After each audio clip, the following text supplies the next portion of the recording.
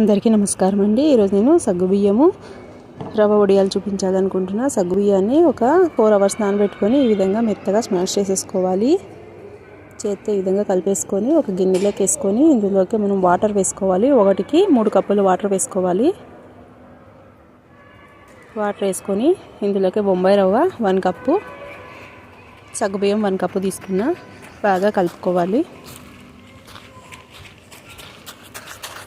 ఇది బాగా గట్టిగా అయ్యే వరకు కలుపుకొని ఉప్పు వేసుకోవాలి.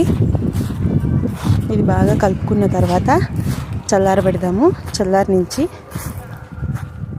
ఈ విధంగా ఆయిల్ ప్యాకెట్లో వేసుకొని చెక్కిలాగా ఒత్తుకుందాము. ఒత్తుకొని ఎండిన తర్వాత చూపిస్తున్నా చూడండి. ఈ విధంగా బాగా వస్తాయి.